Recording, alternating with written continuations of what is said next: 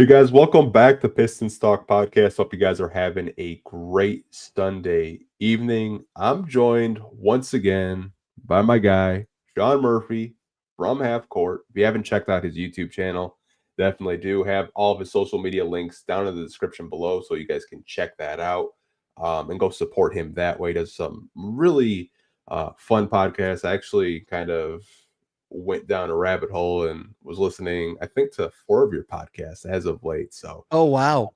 yeah, I was I'm watched so sorry. you and Eric, you and Jeff from back in the day, which was just like, oh wow, like look how young Jeff was. Like he's really aged. I know.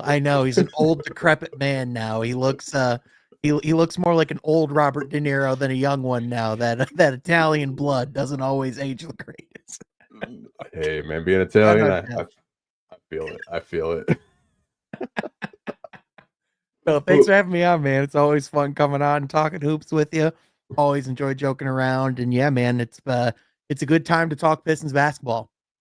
It really is after that win tonight. 40th win of the season. I think the last time they did that, Blake Griffin was a Piston, so it's been quite a minute. And they have a chance to win more than 41 games with the rest of the March games coming up, and then April, which would be really exciting. I hope they win over 45 or they hit 45 because they haven't won 45 games, I believe, since the go in the work years. So that would just be so cool if this team could do it. But I wanted to kind of just like a quick recap of this game. Yep. Obviously, no Cade Cunningham, no Tim Hardaway Jr. Like, what were kind of like this your initial reactions of Cade being a late scratch about 20 minutes before the game? Yeah, I mean, obviously, it's one of those things where, at the very least, it just makes you raise your eyebrow. It's something that you notice. I will say, with where the season's at, we only have about 10 games left in the schedule. The Pistons are pretty much sealed with where they are standings wise. You know, like it would take a lot for the Atlanta Hawks to come back and overtake them to get the 6th seed. So at this point, I think part of it is like at this point of the season, nobody's 100%, right? Cade's already exceeded the most games that he's played in a season in his career. So some of it is the wear and tear, the usage. I think some of it is the fact that you want to keep him as fresh as humanly possible when playoff time starts. And at this time of year, we just see more and more teams just start to sprinkle guys sitting out throughout certain games. And I think the Pistons are just picking their spots. They saw Zion's not playing for New Orleans. And, quite frankly, they just on Monday had the tied for the second largest win in franchise history against the same team. So I think there was some confidence that they could go out and still get it done. Obviously, you hope that this isn't something that would linger. When you hear a calf injury, it kind of makes you, or calf soreness is the term that they give you. It's something, again, that you just raise an eyebrow at and just keep an eye on. But I don't think it's anything that's going to have any major implications down the stretch of the season. I think, quite frankly, it's just getting their young stars some rest in an opportune spot before the playoffs come by. It's so funny. We were the team that last season, opposing team, saying that's a rest day. Yep. Full circle moment. The Pistons see the Pelicans on the schedule and say, hey, Cade, you want to rest today? Like, I was thinking about that. His calves may be sore, they may be not, but it is a long NBA season. You do have playoffs coming up. You do have the Cavs on Friday. You do have the San Antonio Spurs on Tuesday, and a much improved Timberwolves team. The last time we saw them, they weren't really playing good basketball. They're playing much better basketball as of late. So to end the season, you do have some teams that are going to take full strength, and I thought it was a perfect opportunity to possibly, rest a Cade Cunningham. And I would be lying to you if I said it really didn't bother me. I was like, it's the struggling, tanking Pelicans. Like, I have some Pelican reporters, like they're literally like looking at Charlotte to see if they can get the number 1 odds. Like, that's kind of where their mindset's at right now. I'm like, man, been there, done that. Don't get your hopes up if you get 5. Yep, exactly. Yeah, no, those odds are, it could be a double-edged sword if you get those top odds, because on one hand, there's no chance you can fall out of the top 5, but on the other, you are very likely to get that 5th overall pick. And if it happens, you have to live with it and hope that you really get someone that you like, which luckily for the Pistons, all 3 years they had the number 5 overall pick. I think they ended up getting a prospect that they're pretty thrilled with. Yeah, I don't know if the NBA is going to reward them with the Cooper flag. I just don't, especially with everything that kind of went down there. But let's if talk about Dallas ends up getting that pick, that's what's going to set the conspiracy theorists ablaze. That or San Antonio. True. Yeah, the Cooper flag, Wemby, that would just be unfair. Yeah. I'm glad we don't have to talk about tankathon odds on here anymore. I'm really glad I don't have to be looking very, very extensively at draft prospects at this point of the year. We're probably not going to be having many draft conversations at all going into this summer, because realistically speaking, unless for whatever reason there's a guy that Trajan's in love with and somehow trades in to the first round, we're probably not going to have a first round pick. So unless we're talking about a Bobby Klintman-esque pick where we go get someone in the second round that somehow, could be awesome, but more than likely, I think we're going to be focusing more on free agency and potential trade targets. Yeah, same here. We got to talk about Ron Holland and Marcus Sasser. I want to stick with Ron Holland because a lot of people, when he had his Boston game, they're like, that was Ron Holland's best game of the season. But I remember that game. It was garbage time. It was the Celtics third stringers out there. He still scored 26 points, don't get me wrong, but I thought tonight this 26 points was impactful because he was getting an extended role with THJ being out, and Pelicans really didn't have any answers for him whatsoever. And the Pistons needed every last bit of what Ron Holland was doing to get this win. I mean, no Cade Cunningham, no Tim Hardaway Jr., no Jaden Ivey. Your Ausar Thompson goes out with 3 fouls very early in the first quarter. So you're essentially without 4 starters for, a pretty significant stretch of the game.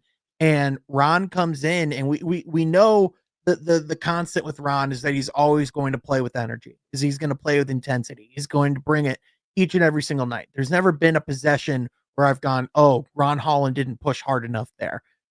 So like that's never the question with Ron. The question is, like his efficiency, his ability to score on a consistent basis. And the thing that immediately stands out is his ability to finish at the rim and his creativity at the rim. I mean, he has touch and he has athleticism that you just can't teach, that you just can't really replicate very easily. And then on top of that, you see the bits of the improved jump shot. He was passing at a really high rate. They actually, they showed in the post game, and you tweeted this earlier too, that this was the first teenager to have a 25-5-5 game with no turnovers since 1983. As a reminder, he's not even 20 yet. He turns 20 in July. So when you look at his trajectory from the beginning of the season to now, and to your point, the stakes and the matter of which his role was important tonight it was much more significant, to your point, than that Boston game. Not to take anything away from that, but this was they really needed him to get this win tonight, and he really came through. And to your point with Marcus Sasser as well, he's not always consistently in the lineup, but we know that there's nights where when he gets his shot going, he can be as hot of a scorer off the bench as anybody. And I think we saw that, and the fact that Ron Hall and Marcus Sasser combined for 46 points tonight, I didn't think we would see that all season. And the fact that we saw it in this fashion, I think that's pretty impressive. Got to give a tip of the cap to him. I think the biggest reason why Sasser had a game where he scored 20 points is he actually got the playoff ball, which I've kind of been pounding the table with fans. I thought in the beginning of the season, he was put in a position that he had to play, not in a position where I thought they were using his strengths to the best of his abilities. And stuff like that happens in the NBA all the time. You're asked to play a role that maybe isn't your A game. It might be your CD game. Right. I think Marcus Astor is still developing as a ball handler and being able to set up offense. Like from possession standpoint, I think he does at least a good job of setting it up, but it's not something every day that you want him to do. I thought Dennis Schroeder being out there, kind of being that veteran point guard, getting him good looks was helpful for him. And to your point, they needed all 20 of his points tonight. Same with Ron and same with JD. I thought Jalen Yep. Duren also, you got to give him his respect, because I think a lot of people this season are saying, like, when Cade's not out there, what is Jalen Duren doing? Well, he got you 20 points tonight. You needed Jalen Duren's 20 points as well. So all three of those guys had a big impact on this win, and I'm just glad they were able to get this win, because I don't know if this fan base could handle another loss with a lottery bound team after you beat them.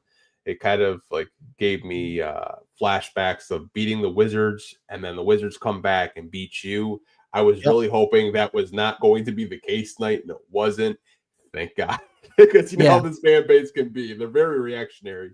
Well, and like you said with Jalen Duren, the thing that was really impressive about his, about the way that he plays, not only in this game, but just like whenever there are these like, breakout performances, which are happening more often for JD. I think the big thing is he's recognizing the nights where he can really take advantage of, of the opponent that's facing him. Like when you're facing like Kelly Olynyk for like a massive portion of the game, when you're at Jalen Duren, you got to lick your lips and you got to take full advantage of that. And that's exactly what he did. He got a lot of his points off of second chance buckets, off of offensive rebounds, off of just doing a lot of dirty work in the post, because he knew no one could stop him if he did that. And that's exactly what happened. Defensively, it wasn't necessarily the greatest game. Still need to, see a little bit more, from him on a consistent basis as a rim protector, but that's just kind of nitpicking, to be honest with you, because he had a really damn good night overall. Yeah, I'm kind of glad that they were able to bounce back, finish this week 3-1. Obviously, I think a lot of fans saw the schedule, saw the depleted rosters. They thought it was going to be 4-0, but I think if you're winning 75% of your games, most of the fans should be remotely happy, I would think. But hey, I could be completely wrong. I'm sure you saw the fans crashing out over the trade Ausar Thompson talk this week, but really crazy, like 48 hours for Pistons Twitter. Yeah, it's a place that can ride whatever wave it's on to a very extreme degree. Like during that stretch, I think there were some Pistons fans who are like, we could go to the Eastern Conference Finals and win the championship. And I'm like, let's slow down a little bit. Whereas now we lose the Dallas game and everyone acts like the sky is falling. I start seeing people try to point fingers as to what's going on, all this stuff. And it's like, no, this is just the ebbs and flows of an NBA season. And even good teams go through it. Even Cleveland is going through some struggles right now as well. Like this happens to the best teams in the league. And what's the mark of a good team is that they can snap out of it relatively quickly and get back on course, which, to the Pistons' credit, they've been able to show that they can do. Yeah, I mean, I got to give a shout out to our guy, Chuck Brewer. Our Always fan base pleasure, Chuck. I love Chuck. Our fan base got entitled pretty damn fast. Didn't we win 14 games last year or something? Yeah, I do agree. Preach, Chuck, preach. I do agree. We're talking with some fans about, Ausar as of late. I think some fans have pointed out that the foul trouble has been self-inflicted, which I tend to agree with. I know Alan was bringing up in the live chat, but I think Ausar right now, just from my point of view, I don't know about you, he's being asked to guard the best player on a night in, night out basis. Now, does he get into some situations where maybe he's got his hand in the cookie jar too much, trying to get that steal? Absolutely. Is it correctable? Yes, with watching film, because he's too talented of a defender to have 3 fouls in the first quarter. Like, you just can't have it. I thought the Kelly Olynyk one, he was just trying to get the ball. There was one, I think, against Jose Alvarado, like really early on. Yep. He did a really good job of defending him, but he kind of raked across his arms to try to get a steal again.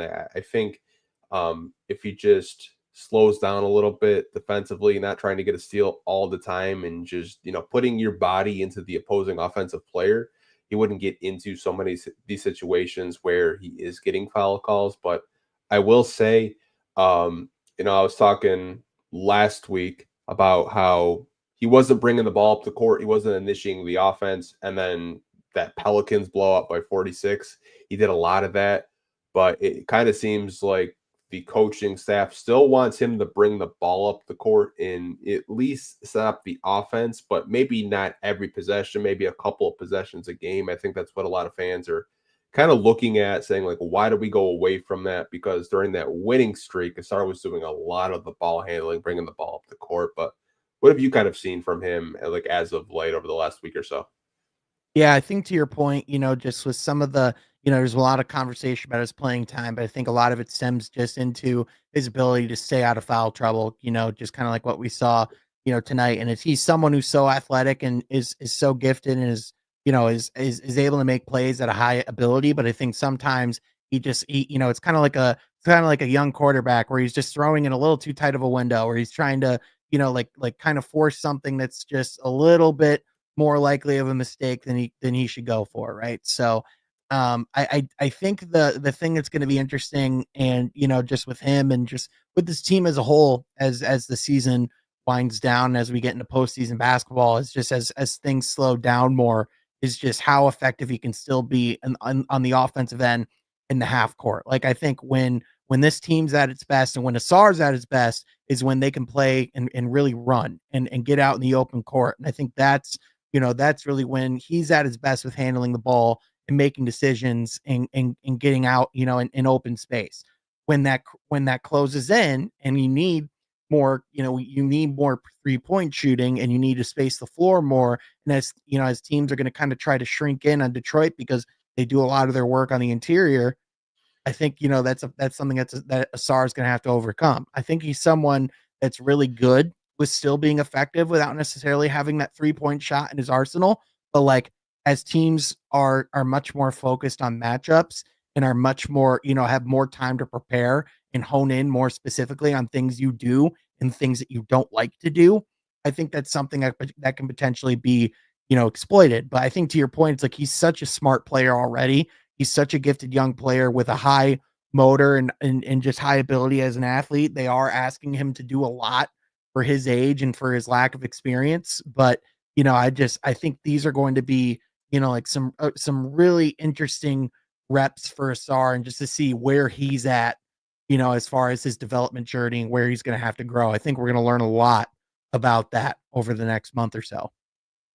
Yeah, same here. I'm really high on Ausar as a prospect. A lot of these young guys that I'm really high on, because they are just kind of scratching the surface. And I know this fan base is very impatient because they see winning and they kind of want to accelerate everything. But Yep.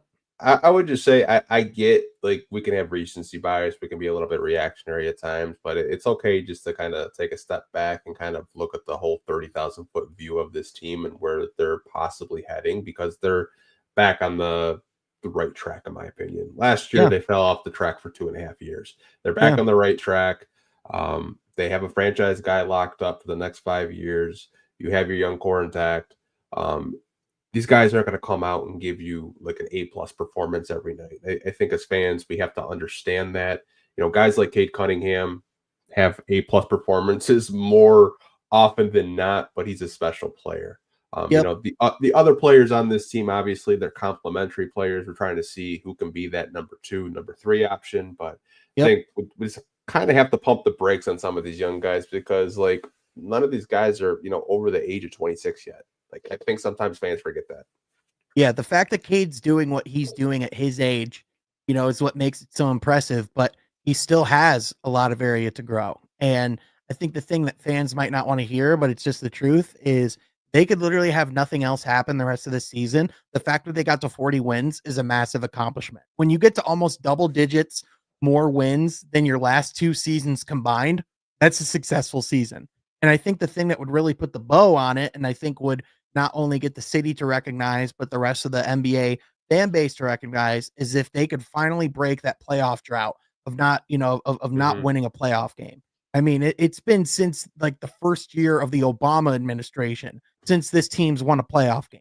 Just to put in perspective, that is a long time, folks. So, if they can just win a playoff game, that is a massive success. And I don't think I don't know how you could look at this season any differently. And I get fans, like you said, they want to, pour gas on the fire. They want to, like accelerate this, like really try and jump on and just like really take, like those next steps. But like, I think the thing that's going to be interesting with Detroit is the thing that is still a looming issue for this team, especially if they're trying to make a trade, is they don't have a lot of assets to trade. They don't have a lot in their tool chest as far as first round picks. Like they would have to trade multiple young assets and whatever players and like whatever picks they have if they were to actually go get someone. Like I know Devin Booker is someone that everyone wants to see in a Pistons uniform. And of course, we would love to see Devin Booker in a Pistons uniform, but you'd have to give up quite a lot to make that happen. And are you even going to be in the position that you want to be in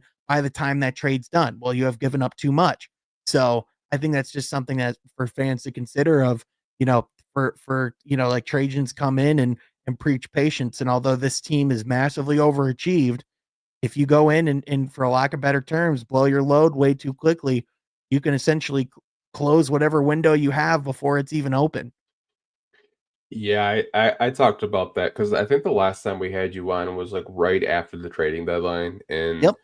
I think both of us probably talked about Brandon Ingram at nauseum because that was a player that the fan base really wanted to get. Has And they he even didn't get him. played in a Raptors uniform yet, by the way? I'm not sure. I'm not really that locked in at TSN. I'm just not. Yeah, nope, that's fair. Anyway, sorry. I'm gonna look that up while we're talking. But anyway, keep going. I think like where they're at right now, you have a lot of young guys, and your young guys are your assets. Do you have future first? If this pick conveys this year, which it's probably going to convey, I could say for a fact it will convey it'll be Minnesota's pick. You can trade future first, but they're a couple years out, which I think it'll be very intriguing to see what direction this front office takes. And I think if I'm a Piston fan, I'd be paying attention not so much to the Pistons during the playoffs, but every team in the playoffs because those are the type of players that are high risers that impact winning regular season and postseason. I think Trajan has to be very careful, very calculative, which I think he is. And if let's just say this player underperforms, let's say Tobias underperforms in the playoffs, do they look to upgrade that power forward position? I think those are the storylines that we should be paying attention to in the playoffs. Obviously, that's just an example. I'm not saying Tobias Harris is going to struggle in the playoffs, but those are the type of things that I'll be looking at when I'm watching the playoffs, Eastern Conference and Western Conference, just to kind of see who's playing well, who's maybe underperforming. Maybe you can get them on a cheaper deal. Maybe they have a couple years on your contract and you want to kind of take that risk. Those are the type of things I think this front office is going to be looking at and really being locked in instead of being locked into the NBA draft because they have 1 second round pick. I think this front office is really going to be paying attention to every playoff team and seeing who's a good performer and who's not. Yeah. And, as we talked about as well, those looming conversations, what you're going to do with the contracts that you have in house that are going to be expiring. I mean, Tim Hardaway Jr., I think at the beginning of the season, we all saw as a foregone conclusion that he'll just expire and then he'll go along his way. But do you want to bring him back to Detroit with the level of production he's brought? Malik Beasley, that keeping him is going to be a priority. Jaden Ivey, like Jalen Duren, those contract conversations are coming up. So like if there's anything that we know about what this stretch is going to be, it's going to be primo evaluation time, to your point, like not just of everyone else in the league, but like of what these players are really made of once that microscope really gets zoned in. Once those lights really get bright, it's a whole different ballgame, man. Yeah, I can't wait for playoff basketball. I don't think I've been this excited probably since the 2018-19 season. Even though I know that we weren't going to win a game, I was just happy that the Pistons were back on the postseason. I know we rambled for quite a bit, but that's why I love having you on, because we just have these organic conversations and they just lead to fun topics. I did want to talk about Jaden Ivey. So obviously, he posted on his Instagram, which will play the video for you guys that are watching live, of him getting back in the gym, taking standstill shots. I'm going to pull up the video for you guys that are watching right now so you guys can see. Give me a second. Trying to technical direct and talk is not something that I'm good at, but here it is. So this is the video, and this is kind of like a press release from Pistons PR. I can kind of read the press release from them. It says Pistons guard Jaden Ivey continues to make progress on his recovery from his broken left fibula, which he suffered on January 1st against the Orlando Magic. His rehabilitation efforts have transitioned into weight-bearing strengthening exercises, running, progression activity, and stationary shooting. Ivey's progress will be updated in another 4 weeks. So I think this is really exciting for Pistons fans, because this is a guy that I think on some nights, as of late, I'm like, man, they could really use a Jaden Ivey in the half court right now. So I want to ask you this question. He's taking standstill shots. He should be getting another update from the medical team in about 2.5 weeks or so. Mm-hmm. Do you think he could possibly be back for a first round playoff series, Sean? You know, I really thought once the injury happened that his season was over, and I was pretty firm in that for a good while. But then, as you just keep hearing the messaging around Jaden Ivey, and as you keep seeing, the way that a George Blaha talks about the Jaden Ivey situation, which George Baja is an employee of the Detroit Pistons. Like if they didn't want to hear that, they could go to George and say, "Hey, probably not going to happen. Maybe let's not say that." But then you also had in warmups Jalen Duren in the Jaden Ivey jersey with the support, for him during pregame, and it just the more that the messaging around Jaden Ivey just evolves around, like the possibility of him coming back, the more that it seems like a possibility. Now, what would that look like? Right? I think that's a really important question, because I think if you think he's going to come in and just play 30 plus minutes a night, I think you're kidding yourself, right? Like this guy had a broken leg 3 months ago. But like if he can come in and play 15, 20 minutes a night at like 90% Jaden Ivey's, like burst and athleticism, and still give that shot, like, that shot making, because to your point, I think if we've seen where the impact of no Jaden Ivey has really been, it's been when the game slows down and the Pistons are in the half court and they don't have anyone other than a Cade Cunningham who can consistently make their shot each and every night. You have guys who can do it in moments, like Tobias Harris can do it at like a couple nights a week.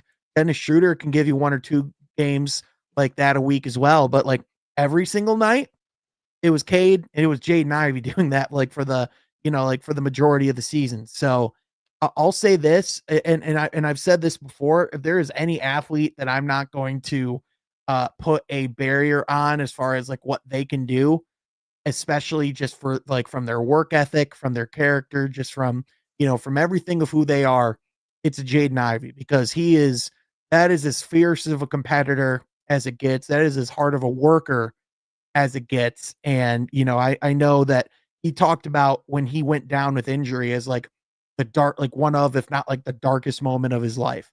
And that's someone that badly wants to be there on the court with his teammates. And there's a real adoration there on both sides between those two. So I'm not counting anything out. But again, let's not minimize the fact that, again, this guy's leg was just broken 3 months ago. So the fact that he's even at this point taking standstill shots, and the fact that we're even having this conversation, is remarkable in and of itself.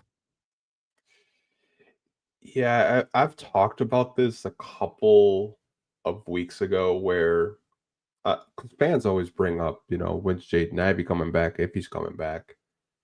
And I was doing the math in my head because I think we were texting. I was just like, usually it's around anywhere from like a 3, sometimes 6 month period. Kind of depends on like who the person is, and it's Jaden Ivey, and we know what a hard worker he is, and I'm sure he's going like crazy in rehab because that's just the type of player and human being he is. Yeah. So January 1st, he goes out with that. We're March 23rd as we're recording. I think if we did the math, if the Pistons were able to win a first round playoff series, which would be a big if, depending on who they're going to play, we'll get into that a little bit later. I think you could see a Jaden Ivey come back. I really do. Now, how many minutes he's going to play, I have no idea. I know Chuck Brewer in the YouTube comment section left a comment saying probably 10 minutes a game off the bench. And I tend to agree with the one part of that is I think the minutes won't be as high because the medical staff wants to make sure, he's good. He's 100% healthy. Right. And it's really telling, like to your point, George Blaha, talks about, Jaden Ivey coming back. The Pistons did not ever shut him down throughout the season. They didn't apply for the disabled veteran money that they're allowed because he did get injured. Yep. I think it's very telling that they didn't accept that money, especially with the amount of cap space that they had before they acquired Dennis Schroeder. I think they're still hopeful that he could possibly keep doing this rehab, getting back in the shape, and coming back. And I'm not going to doubt the guy because every time I've doubted him, he's proved me wrong. Exactly. Like I didn't really see him becoming a good 3-point shooter. He's proved me wrong. I think he was an awesome 3-point shooter this season. Like out of college. No, I know. Yeah, I'm just saying, like, for his transformation, like you said, like I thought a lot of people thought he would never get there. And this season, he was awesome as a 3-point shooter. Yeah, I think he's at 40% right now. Yeah. For the year, and like he has just taken so many steps in progression, and it just amazes me. And I know we always hear fans talking about how Cade needs that number 2 option. Ivey was averaging 17 points a game as that number 2 option next to him. And I think in the half court sets, you're really seeing Cade have to stress because he doesn't really have a Jaden Ivey to throw the ball next to. I think Jaden Ivey and Cade in the backcourt, especially in half court sets, were really giving teams some problems. Yep. And you didn't have a Dennis Schroeder either.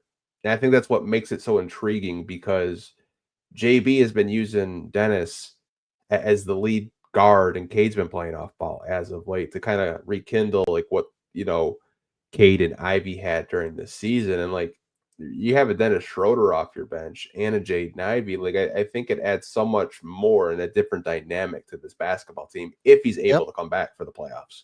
Yeah. And I think, like the kind of like what Chuck said earlier of like 10 minutes a night. Like I think they would only bring him back if he was able to to give them like 15, 20 minutes a night of like pretty productive basketball, right? Like if he's not in a position where he can really play very much more than like 10 minutes a game and he's not necessarily the Jaden Ivey that we all know, then like I don't think there's a point in bringing him back right now. Like I think again, a lot of it's going to come down to those evaluations and how the rehab progresses. And none of us are doctors, so we don't really know truly what that ramp up process looks like. Yada yada yada. But again, messaging, it tells you a lot about what the like what the thought process is internally. And the messaging of late has been, that there's a real possibility that Jaden Ivey could be coming back soon. I also think like if he knew he wasn't coming back, why would you post that to your social media? Like that's the way I'm thinking of it too. Like he posted it this week of taking jump shots while they were away on their road trip. Like if you weren't coming back and you knew you're going to be shutting down, you're just rehabbing, you're probably not posting a video to your social media to show fans like, hey, I'm getting ready for this comeback. That's the way I looked at it too. Like when I saw that video, I was like, okay, like there's a shot that he could possibly be ready for the Eastern Conference playoffs in a few weeks. We've also seen Ben Simmons shoot a lot of threes on social media. We've seen Andre Drummond shoot a lot of threes on social media. My So God. I learned a lesson when I was younger to not take a lot from jump shooting videos on Instagram. But to your point, I don't think he would be going out and I think all sides feel that there's a very real chance that he could be coming back. I'm sure if you ask Jaden Ivey, he would say he's definitely coming back, but the doctors are going to have quite a bit of say in that too. Yeah. You never really know, but I think you just gave a bunch of Pistons fans PTSD because you mentioned Andre Drummond summer runs. Oh, dude, y'all are welcome. That is if I'm going to have that pain, I'm going to share that pain with the community, Anthony. That's what this is for. Oh my God. Yeah, that's how you know, like it's the dog days of summer when we're posting Remy runs or like just summer 3-point shooting videos. Oh, dude, like I remember there was a time like it was either last summer or the summer before where like there was like the talks of like Rico Hines footage that people were waiting for like a month. And when it came out, there was maybe like 5 minutes of footage of like Cade and Ivy and all these guys playing. But that 5 minutes was like the fuel that had Pistons Twitter going for like a 3-month span. What's funny about that whole situation is I know one of the photographers, Cassie Athena, and she had sent me standstill pictures that she took during the Remy runs. And I like saw the pictures, and then like she texted me, she's like, yeah, it's like they were dominating. And then like I have some friends that live out in California. She's like, yeah, Pistons were like just out there just running just basically like beating everyone on the court. And it got me all excited. And then we have that 14-win season. And then I was like, yeah, man, I can't get excited about Remy runs anymore. I just can't do it. No, not at all. And even summer league, like do you remember all the talk out of summer league was, I don't know. I think Bobby might be more NBA ready than Ron. I don't even know where Ron's going to be in the rotation. And granted, some of that's injury stuff. Bobby came in with the calf strain and stuff in training camp and missed a pretty good amount of time. But like, he's maybe gotten like 2 games of action in a Pistons uniform, 3. I think that has more to do with JB being stubborn with his rotations. That's fair. That's fair. If I had to guess, because I don't know if you watched that Cruz game last night. That was wild. I've never seen a Cruz game that intense. Bobby went off. Tolu went off. Drew Timmy going for 50 in March of the year of our Lord 2025. Oh man, you guys want to watch just an entertaining G League game like that was an all-timer. Like Donis Jenkins had like 34 and 16 assists. Like absolutely wild. But Motor City Cruise basketball is a great time, man. Yeah, maybe they can push for the playoffs just like the Pistons. Wouldn't that be a wild time? Your G League team and your NBA team making the playoffs. But hey, a lot of the elite organizations have that success on both levels. They do. That would be really, really fun. I'm not answering that comment because you guys are trying to bait me. I'm not doing it. I'm not doing it. Not baiting me. I'm not falling for it today. I wanted to talk to you about Isaiah Stewart. And obviously, I think we can both agree JB Bickerstaff really gets Isaiah Stewart and how to use him. Yep.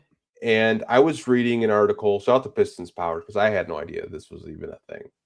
I haven't really been up on my new CBA rules and regulations. So Isaiah Stewart will not be eligible for an all-defensive team.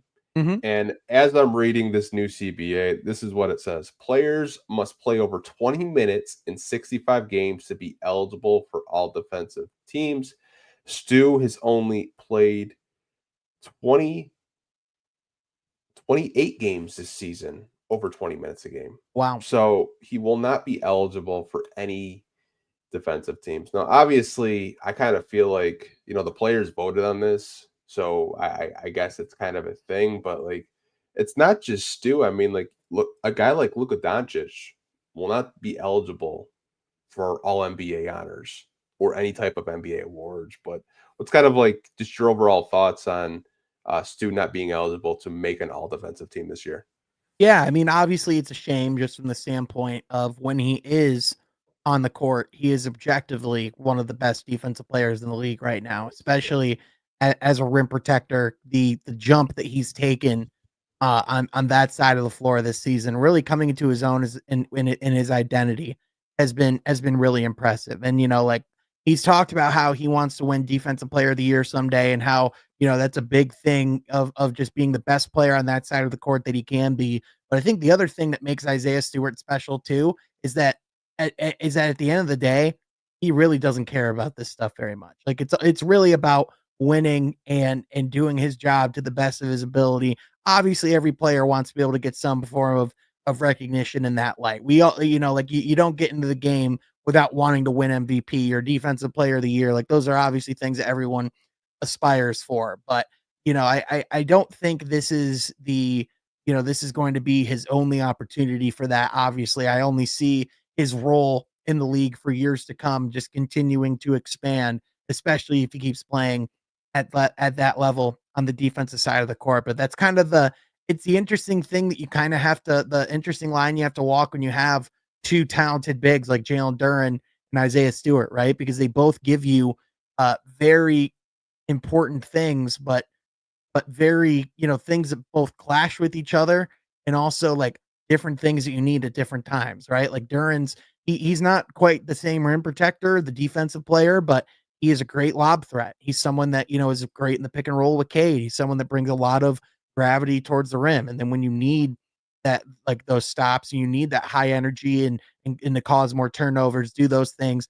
Isaiah Stewart's great for that too. We've seen them experiment in years past with those guys playing on the court with each other, and it just never quite worked, right? So, as far as those rules and like the validity of them, it is kind of a double-edged sword, because on one hand, it's like you want like on the league side, they want to encourage players to to not like participate in load management. You want them out there as much as humanly possible, but at the same time, when you have situations like these where it's like, okay, but this is a player who clearly deserves some recognition for his level of play. This is someone that is clearly one of the top 5 defensive bigs in the league. How is that not an all defensive team caliber player for consideration? But it's just, like you said, it's something that the players ultimately agreed to when they went to the negotiating table. It's something that, that they allowed to be put in that collective bargaining agreement. But again, it's just it's an unfortunate circumstance. But again, that I think the people who do watch and the people who do recognize, I think there's been a lot more respect going Isaiah Stewart's way this season. And quite frankly, I just hope that continues. Yeah, I was kind of surprised, kind of given like how he's played, and I was like, maybe he'll make all defensive team, because he's kind of like talked about, like, I went up to your point. I think it was in the beginning of media day where he's like, yeah, I want to, make all defensive team, possibly win some defensive player of the years. And I think the role that JB has put Stu in really maximizes his talents in rim protection and banging down low in the post. He Yep. did hit a 3 today, which, you give him that much space, he's going to shoot it. Yep. Obviously, he's not shooting as many threes as last season, but to kind of get back to this all defensive team point, maybe the players will look at this case because he's averaging I think he is averaging a block and a half a game in under 20 minutes. Yep. That's elite. It is. They just showed a graphic on FanDuel last week that Isaiah Stewart has the lowest, I think it was field goal percentage with opposing players since like Roy Hibbert or 10 years ago. And Wow. like if you want to like go down a rabbit hole with like the Indiana Pacers, like Roy Hibbert had a little stint where he was one of the best rim protectors in the NBA. He was 7'2", and what makes it even more impressive is Isaiah Stewart 6'8". Yep. And like he's gotten so much better at just like timing, switching, drop coverage, not falling for pump fakes with guards and wings. Maybe they'll change it for him, but I read this and I was kind of disappointed that he's not going to be even eligible to make a all defensive team, because I think he's, in my opinion, the best backup center in the league.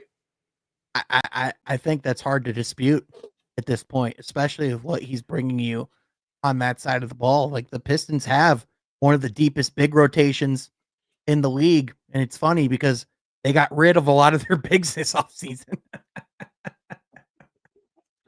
Yeah, it's honestly wild that like that's like even a thing, but it's not just Stu that's going to be affected by like all NBA honors or just NBA awards for that matter. It's collectively there are a few players that are going to lose some money from it, but hey, the players voted on it, so they kind of have to eat it. Next topic I wanted to get into is Pistons, Knicks, Udonis Haslem. So Udonis Haslem had this quote. I'm going to put it on the screen for you guys to see. Talking about the Detroit Pistons facing, if they are fortunate enough to keep that 6 seed and the Knicks keep that 3 seed, says, quote, Jalen Brunson coming in or not, that ankle is not going to be ready until the summertime. I'm looking at Detroit. This could be a first round exit for the New York Knicks.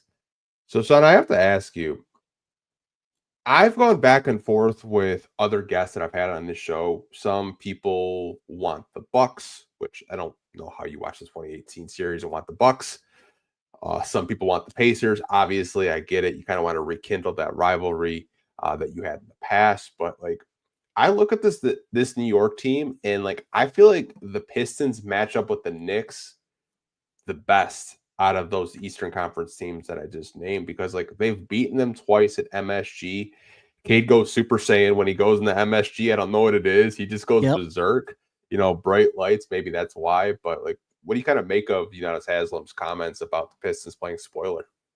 Yeah, I'm not particularly surprised that it's a Udonis Haslem who's taken a liking to the Pistons, because, you know, this like the Pistons are, if you're to like draw a picture of like what's the perfect brand of basketball for Udonis Haslem, it's the way the Pistons play, right? So definitely not surprised by that. But to your point, I think objectively speaking, the team that the Pistons match up the best with, and they would have the best chance of advancing against, it has to be the New York Knicks. I mean, obviously, when you look, if you look at the roster from top to bottom, who has the weakest roster, it's probably the Milwaukee Bucks. But the thing is, they have a guy at the top of that roster named Giannis Antetokounmpo, as well as Damian Lillard, who are two of the better postseason performers we've ever seen in the game. And Giannis is not going to want to go out in the first round for the second or third year in a row.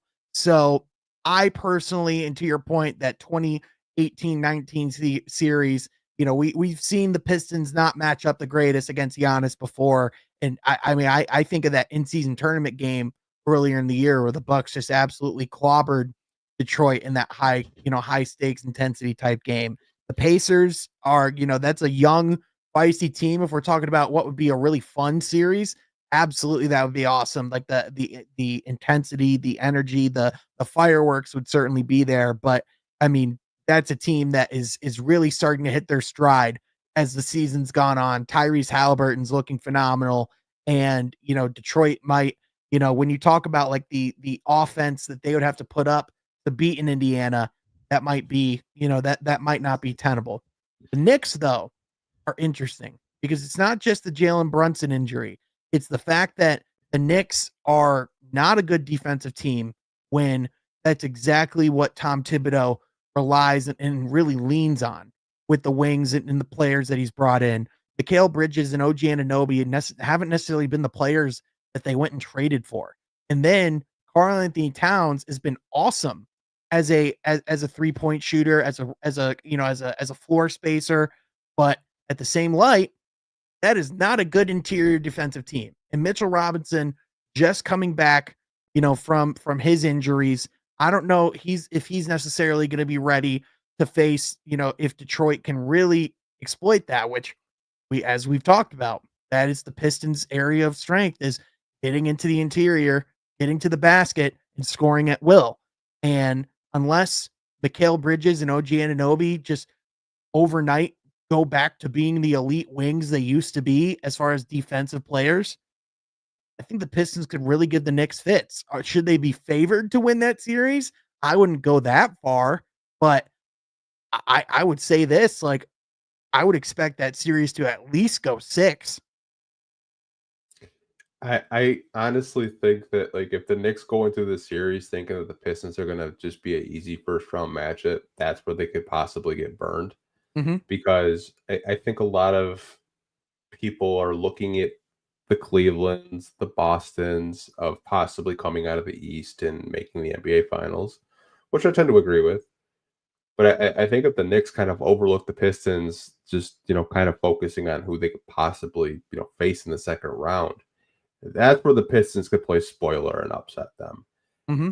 There's no denying that, stretch bigs have really burned this team, especially, with Karl Anthony Towns, Miles Turner, Brook Lopez, all those teams that I just mentioned, they all have stretch bigs, Milwaukee, Indiana, New York. But I think where the Pistons have an advantage is Tom Thibodeau is going to burn these guys out. Yep. In my opinion. We've even seen, Mikal Bridges saying, like, yo, you got to bench, use it. Because these guys don't want to play, high 30s, 40s every night. And probably their best player off the bench is Deuce McBride. Like, if I'm being honest, I feel like the Pistons have an edge in the bench because they don't have a Ron Holland off the bench. They don't really have a sharpshooter like a Malik Beasley. Deuce McBride is an above average 3-point shooter, but they don't have a Malik Beasley off the bench. They don't have a Beef Stew off the bench. I just think when I look at the Pistons, I look at their roster, I look at the lack of a bench with New York. I honestly think the Pistons could really upset them. And I think the national media has been paying attention to what is happening in New York, and it kind of seems like they're falling apart at the worst possible time. Well, and I think with Tibbs, to your point, I think it's beyond opinion at this point of him riding his players into the ground.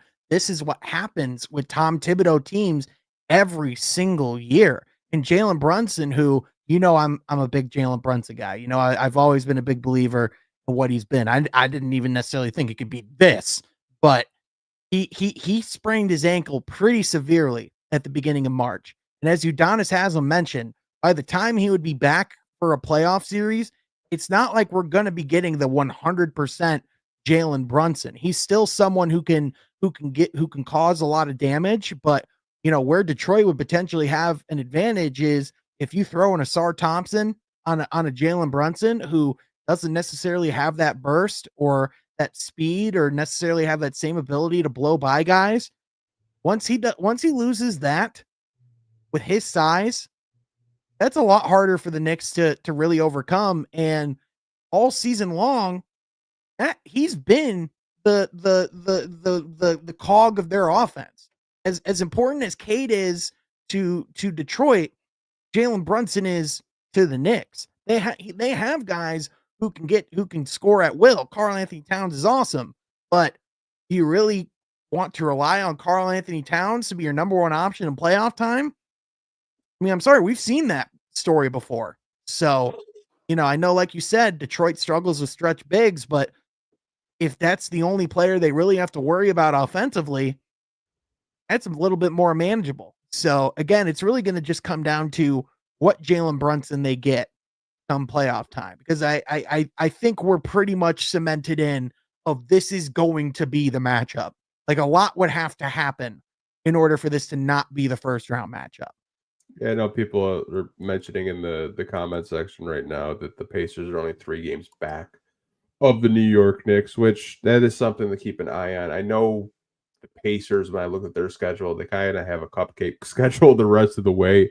I think if you're looking at a team that could possibly fall that is above the Pistons right now, it's the Milwaukee Bucks. Milwaukee has a pretty tough schedule, much like the Detroit Pistons Yep. in April. and your last 2 games of the season are against Milwaukee. Now, this is assuming that New York holds onto that 3 spot. Now, if the Pacers jump them 6-3 matchup, as a Piston fan, I'd be happy for them to have a first round matchup against the Pacers. But my only concern with the Pacers, Sean, is Pascal Siakam, TJ McConnell, and Miles Turner. Those are 3 players that I think the Pistons have a very difficult time, guarding one-on-one.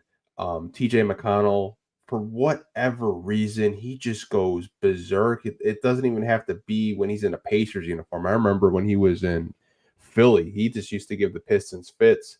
Miles Turner, we know, stretch big. Duran doesn't do the best job of, closing out on the perimeter, but I think as of late, he's done a better job. And then you have a Pascal Siakam, which I just don't really think we have a big enough body to handle the type of player he is. And he just loves to, work down low in the post. And he could, hit an occasional 3. Like, I look at the Pacers, and I just think there's just so many mismatches that they could exploit and, like, make it a really short series with the Pistons. Yeah, I think you talk about Miles Turner, who, like you said, not only elite 3-point shooter, a much better rim protector than what the Knicks have. Tyrese Halliburton was not great at the beginning of the season. He's been playing much better, especially since the All-Star break. And Pascal Siakam, to your point, you can't stop Pascal Siakam. You can slow him down. You can make it harder for him. Tobias Harris is probably one of the better players you can put against a Pascal Siakam in those situations, but he's still going to get 20. Like, that's just the matter of fact. And, when you talk about like a team that, can match up very comfortably with Detroit in this current stage, it's in Indiana. Like they're really good in the half court. They'll run gladly if given the opportunity to. They're not a great defensive team, but they're not slouches on that side of the court.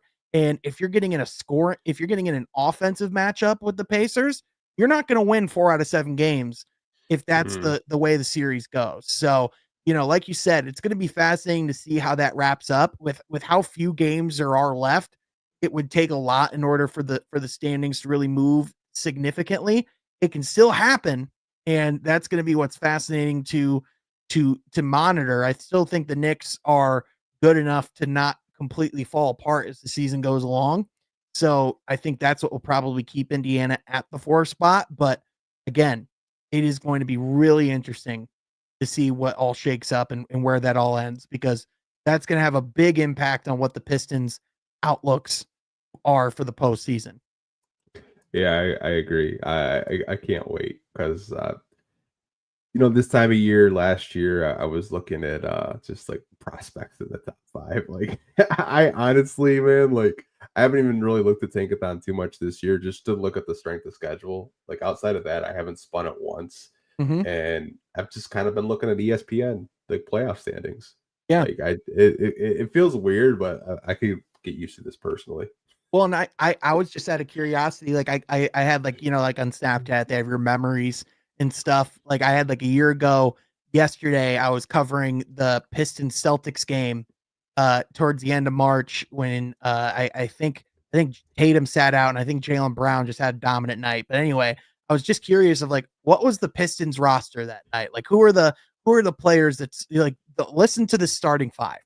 You have Cade Cunningham, you have Jaden Ivey, you have Troy Brown Jr., Tosan Evbuomwan, and then James Wiseman. And then rounding out your bench, you had Sasser, you have Evan Fournier, Chimezie Metu, Jared Rhoden, Buddy Boeheim. That was your active roster. So to think of that's the team that we were fielding and where we were at then versus where we're at now, it is a world's difference. I never thought that I'd have to hear Evan Fournier's name again. But here we are. Yep. I mean, honestly, after this, we're probably not going to have to hear it very much anymore. I think even France is getting deep enough to where they're not going to have to tolerate having him on the Olympic roster going forward. So I think the days of that name being mentioned in basketball worlds are getting very, very slim. Oh man, I remember when he first got here, and like you could tell he didn't get a whole lot of playing time, and he's like, Monty Williams is the best coach I've ever played for. I was like, bro, you don't have to kiss his ass. You're gonna get playing time. Like, good lord. Oh, he was not shy to anyone. Like his qualms of his time in New York. Like if you had a question about it, he was right there ready to give you an answer. He would give you the full breakdown of why he was not happy being a New York Knick. Yeah, it's honestly, it's kind of wild. Like if you watch him in Orlando and then the Knicks are like, that's a good idea. Like he never played defense, and Magic fans would tell you we liked him for his offense, but he doesn't play defense. Like that's kind of like a red mark on him. But like, Yeah. honestly, man, wish him well. Whatever. Don't have to probably hear his name unless he just goes like on a Twitter rampage like he did last time, and that was entertaining. But Yeah, but the unfortunate thing for Detroit was he was more productive than any other veteran they brought in the offseason beforehand. So, that just says a lot of why they were where they were last year. yeah, I mean, trading for Joe Harris on one leg and then Monte Morris' whole situation was weird. Like, yeah, and he was shooting the ball like he was Kobe Bryant. Like, he did not pass the basketball like whatsoever. It was pretty bad. I did want to talk about Draymond Green, Yep. and he had something nice to say about the Detroit Pistons. I'm going to read you guys the quote if you guys haven't seen it. It says, quote, Cade will bring a championship back to Detroit. I think he will. I see it happening. He's got the mentality, the talent. He's got the demeanor, the size, which a lot of people underrate, to put a team on his shoulders and actually carry it. So what do you got to make of these comments from Draymond Green saying that he could see Cade Cunningham winning an NBA championship here in Detroit in the future? Yeah, praise like this isn't something that's just given in the NBA. This is something that's earned. And Draymond Green's not a guy who's going to sugarcoat what he's thinking. If there is anything we have learned about Draymond Green over the course of the last few years or just throughout his career in general, he will tell you exactly what he is feeling and exactly what he thinks of somebody. And it's just it just adds to a long list of legends and figures in the game who think really highly of this guy. Right? Like we had Dr. J just speak to the Pistons like last week and is someone that's been around the team. We've had Kevin Durant on multiple occasions rave about Cade Cunningham. We've had Chris Paul rave about Cade Cunningham. We just the list is getting even longer by the day. And just the I think the thing that's just always stood out about to me about Cade is we talk a lot about how about how he's an elite, like, just offensive player and the things that he does on the court. But not every player that comes into the league wants all the pressure and everything that comes with being a franchise player, right? Like everyone wants to be the number one pick. No one wants what comes with being a number one pick. And Cade has the fact that he's, gone through all the fires that he's gone through and the trials. Like, I don't think people realize how impressive it is to go through that 28 game losing streak as a franchise player, to not only like not give up, but to turn it around and have a 26 win jump when the most significant additions you made are Tobias Harris and Malik Beasley. Like, with all due respect to those guys, no team has ever made this big of a winning jump without adding a Hall of Fame caliber player in the offseason beforehand. And as good as Tobias Harris and Malik Beasley have been, I don't think they're Hall of Fame players. The Hall of Fame player the Pistons added to their team this offseason is Cade Cunningham, because he's looking like a Hall of Fame caliber player with the level that he's producing. I mean, a lot of the statistics that he's putting up, the only players that have done it at his age are him, Luka Doncic, and Oscar Robertson. When you're in conversations with Oscar Robertson, that's pretty good. That's pretty rarefied air. And so when you talk about the ceiling and the potential of what Cade can do, leading a team to a championship, being on that small list of guys who can be a best player on a championship team, that is most certainly attainable for a guy like Cade if it continues to grow, because he's already doing this at 23 years old. If they continue to put the right pieces around him, we've already seen what an inkling of spacing does for this guy. So, I think the thing that just really stands out is like he talks about his size and, his ability as a player, but it's the stuff upstairs that really makes a guy like Cade Cunningham truly elite. And so the fact that he's handled all the pressure, all the scrutiny, all like everything that happened through last season, and ever since his time in Detroit, and is rose out of the ashes like a phoenix and done what he's done over the last few months. It just says everything that you need to know about a Cade. So this type of quote, I don't find surprising. If anything, it's just all right. Yep, yet another all-time great player saying this type of thing about a player like Cade. When this many people who have done great things in the league say this type of stuff about Cade, it's about time to listen. No, I gotta put this comment on the screen because like I agree with you. Like Tobias Harris is not like a Hall of Famer, but Alan wants to point out that Tobias passed Hall of Famer Dennis Johnson and Bob Dandridge in scoring. Put some respect on Unk's name. Can we just say how impressive it is? But what it really puts into perspective of how many points LeBron scored. That Tobias has played for 14, 15 years, is only 32, and he just passed to get to 145th all time in NBA scoring. That's what makes LeBron getting to 50,000 plus points even more inconceivable. But hey, to your point, Tobias Harris, he might not be in the Hall of Fame by the end of his career, but he's earned over $300 million as a player. Tobias Harris, I promise you, he is winning at life. He does not have a lot of reasons to worry about where he's going to be after his career. No, not at all. I did see that that stat from I think Brett Usher, who's a really good NBA follow. If you just like NBA content, probably one of my favorite NBA content creators. Has been doing good Piston stuff even when they're bad too. So shout out Brett, like a really good follow. Yeah, like I honestly like when he first started, I was like, dude, who is this guy? And then like he was like posting Washington Wizards stuff. I was like, bro, this guy's a sicko. Yep. Love it. Absolutely love it. But to kind of circle back to Draymond's comments, I think you make a really good point. It's not just Draymond Green that has praised Cade Cunningham. It's guys like Russell Westbrook, Bradley Beal, Kevin Durant, Steph Curry, Steve Kerr. Yeah, like it's honestly like when you get that many compliments from NBA players that have won titles, like a Draymond Green, like a Kevin Durant, and players that have made deep playoff runs, like a Bradley Beal and others. It's like they see something in him to where they don't even really think he's scratched the surface yet.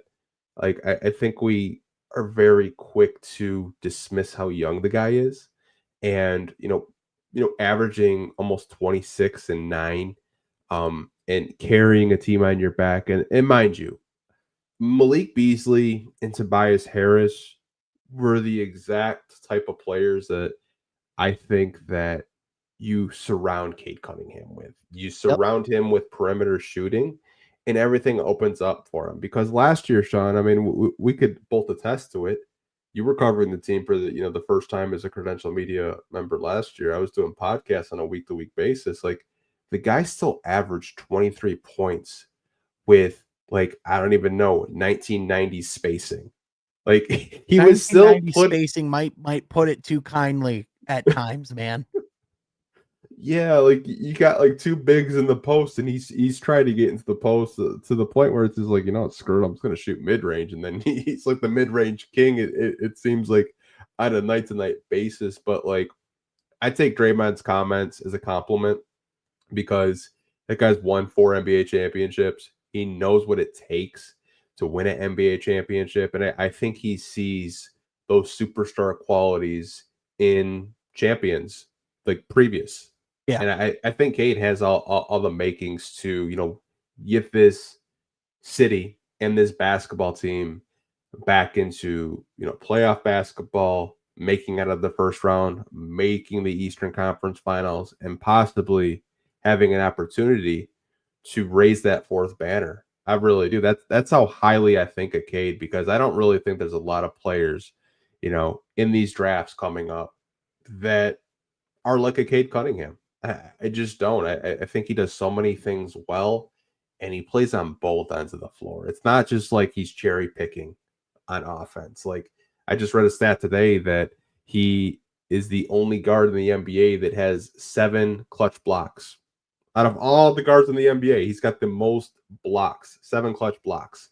It just kind of tells you like the two-way star that, JB Bickerstaff kind of, when he was talking to the media this past summer, like saying like, I think he's got all of the capabilities to be a two-way superstar in this league. Yeah. And I mean, if you look at the way that, like you don't even just have to look at what Draymond's saying about Cade. If you want to look at like a true sign that like Cade is being seen in a different light, look no further than the NBA social media accounts earlier this week, man. It has been a lot of Cade Cunningham content and Pistons content. And obviously a lot of it was because the Pistons are playing on national TV, against the Miami Heat earlier in the week. But there's a real legitimate push and a motivation from the league to make sure that people know who the Pistons are and who Cade Cunningham is. And you want to talk about a guy who like shines like when the lights are brightest and does things when the opportunities are presented. For Cade to hit that shot in that situation with those stakes in maybe his third nationally televised game in his career ever.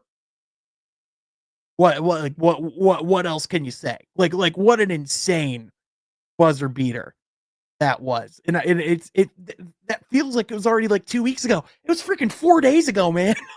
It was nuts.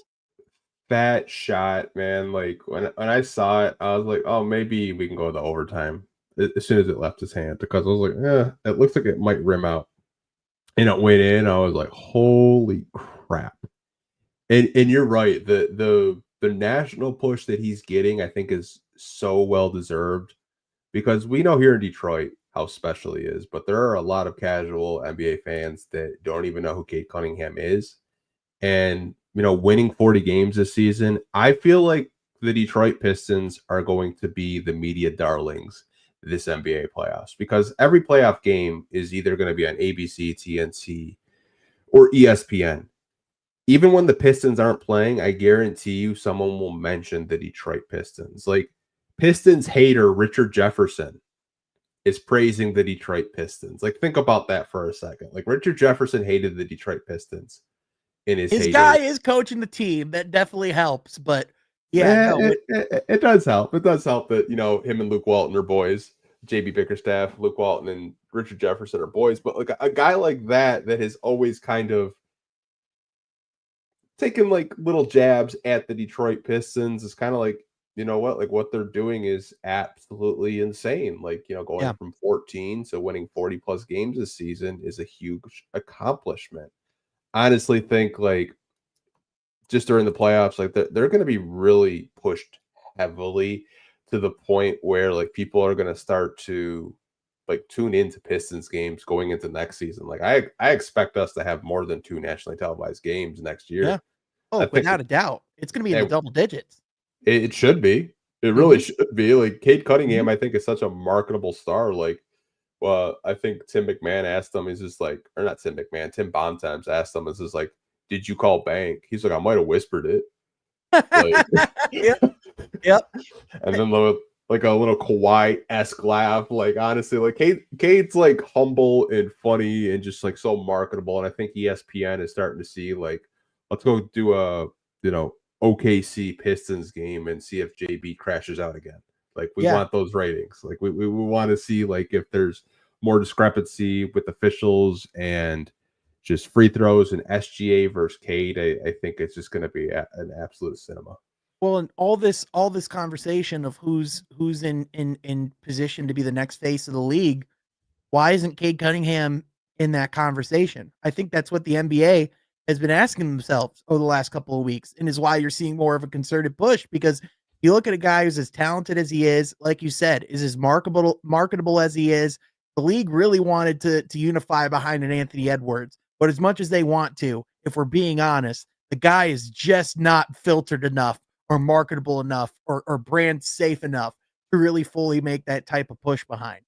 Hey, Cunningham, on the other hand, has been pretty dang mature ever since he's come into the league.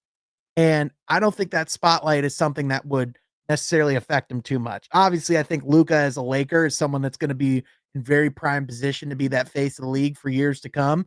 But like, there is something to be said about the fact that domestic stars have always just objectively, connected more. So, a guy like Cade playing on one of the NBA's most storied franchises in a city that, has gone through a lot of turmoil and, has overcome a lot of odds in itself. I listen, man. I think he's someone that is going to be at the very least on that short list of faces and stars that they build around for years to come. And quite frankly, like rightfully so, because like you said, it's like not just the fact that he's an awesome player and like a good community figure, but like if you actually like listen to Cade and see him in opportunities where like he can showcase his personality more, he's a funny dude. Like he's like a very he has a very wide personality with a lot of different interests. And so yeah, I think we're only going to continue to see that. To your point, I think we're only going to see that push just be expanded as the season goes on.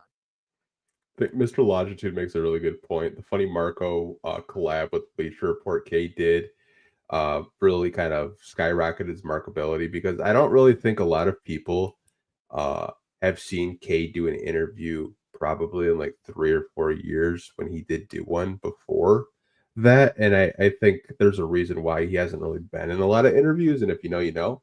But honestly, I think he's such a marketable player. He's, family oriented. I know, you and I have gotten to know his family, like Cannon, Ashton, like really, cool family that we've both gotten to know. I think as a player, you hear he's really mature for his age, and he's not even 25 yet. And I think just the way he handles, talking with the media, there's no off the court drama. And I think those are all the things that ESPN and the national media look at when they're trying to quote unquote push that next star, because Anthony Edwards doesn't want it. He said, I'm good. He said it himself. I think Cade has the shoulders to kind of, carry that mantle if he wants it. If LeBron stamps him as like the face of the league, like if LeBron actually did that, like, ESPN would be here every game if that was the case.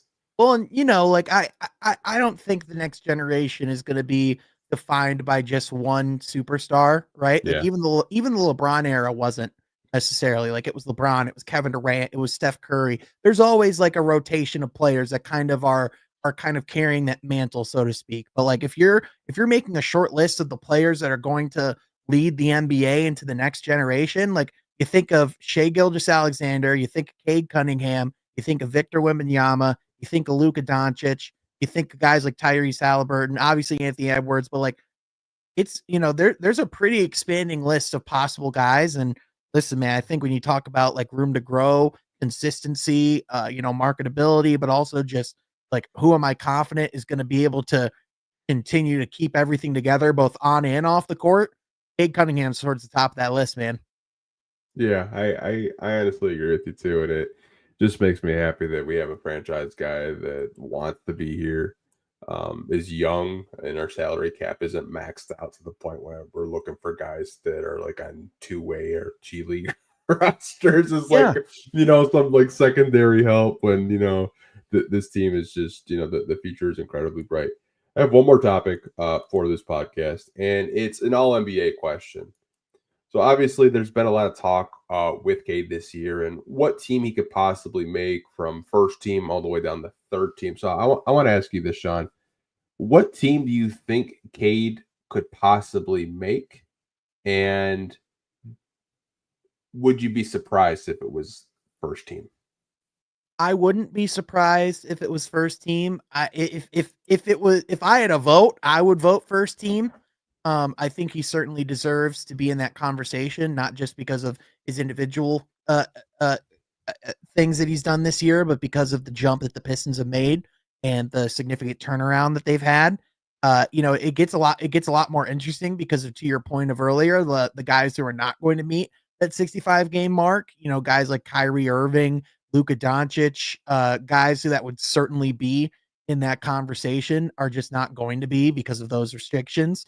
Jalen Brunson, it's going to be interesting to see, if he's going to be involved in those or not, because if he doesn't come back, this season, it's very possible he's not going to be eligible for that either. So if that list continues to grow, then like I think first team becomes very, very attainable. But I think the most likely and where the conversation starts, in my opinion, is at second team.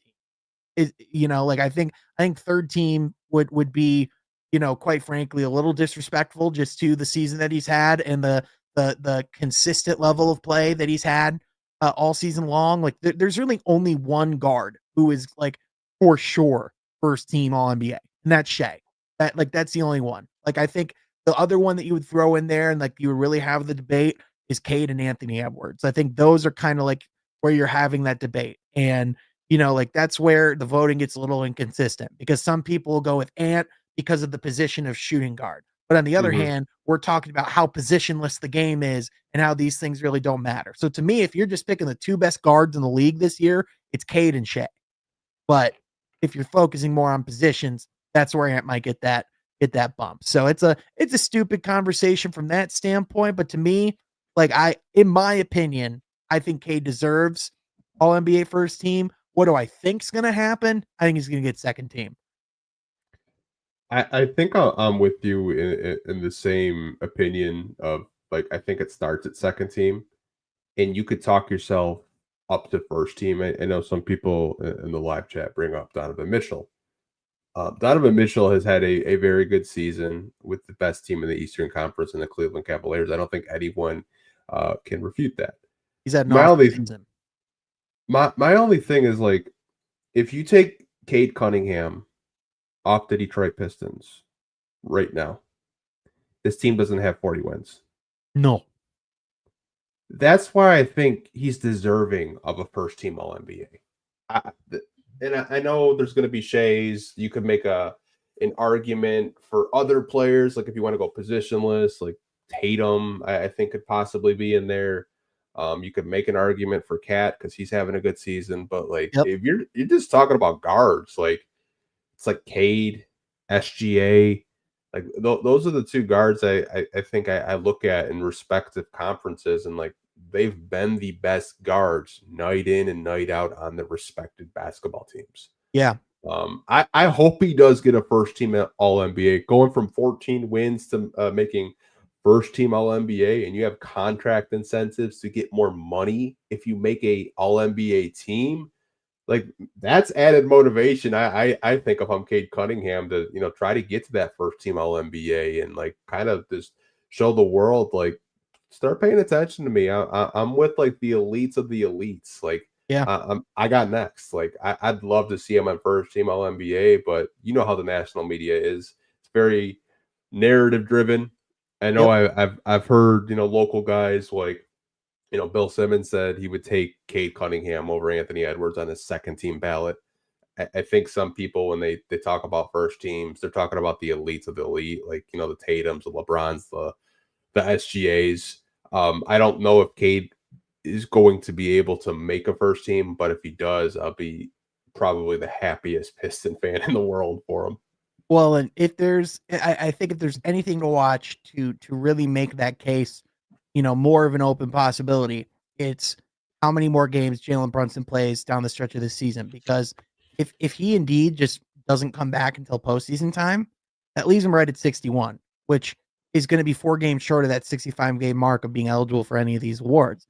If he gets to 65, I think it's a lot more of a difficult conversation because you're splitting hairs. You're talking about, like all these different things because Brunson's had an incredible season too, right? Like I know people are going to look at Trae Young's assist numbers, bring him up as well. That he's third team in my opinion. All due respect to Trae Young, but I just when you look at everyone on both sides of the court, the overall impact on the team, the and to your point, the narrative, the story behind Cade's season and the significance behind it, I think there's more than enough of a case for first team to be a thing.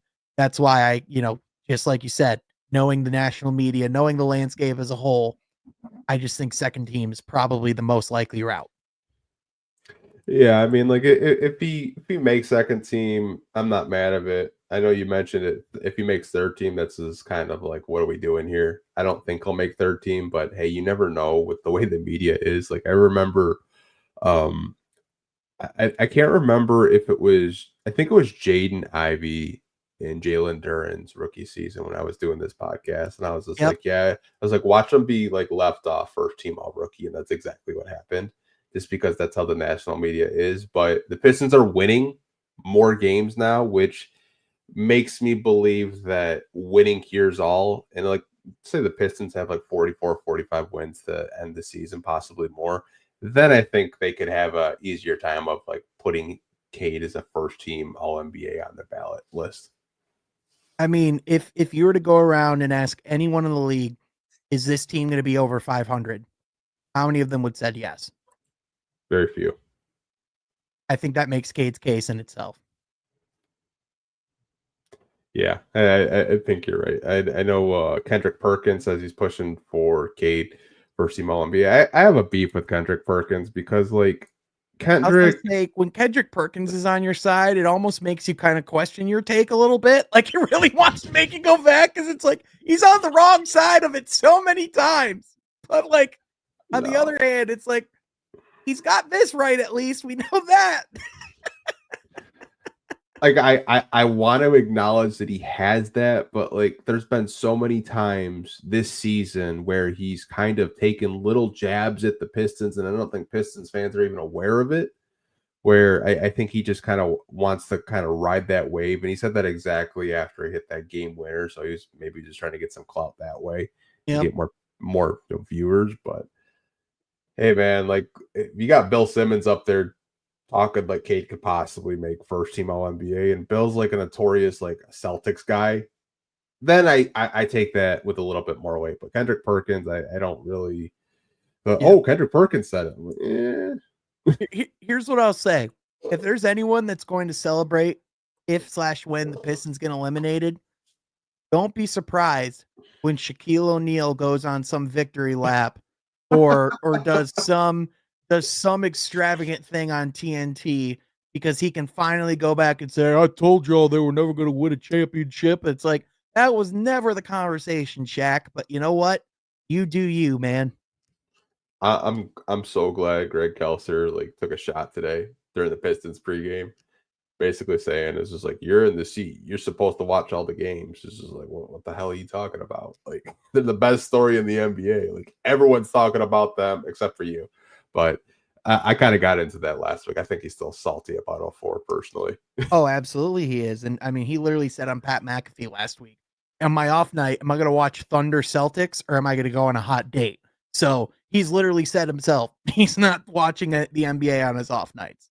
And that's one of your largest analyst, one of your highest paid analysts in the league. $15 million a year. Good luck, ESPN. Mm-hmm. Good luck getting ratings. Do you have time for about like 4 questions from the fans that of course. submitted? Red Baron actually had this earlier in the show, and he wanted to ask, why was JB fired from Cleveland, and why has Cleveland been the best team in the East? Do you worry the same thing that happened to Garland last year is happening to Ausar this year? So I think there's a couple things to this.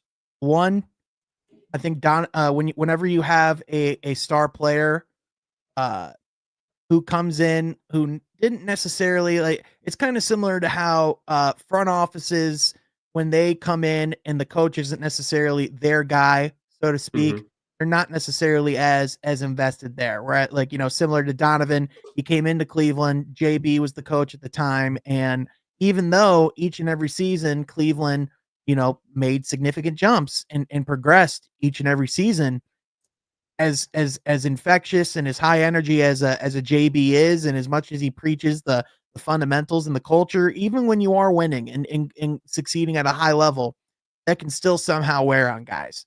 And Cleveland last season, even though they like Mitchell, Garland, and Mobley all missed a minimum of 25 games, they still got 47 wins.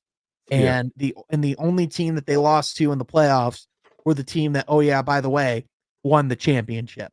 And so you hear all these things coming out that the article seemed to have been written. They literally came out before the last game even ended.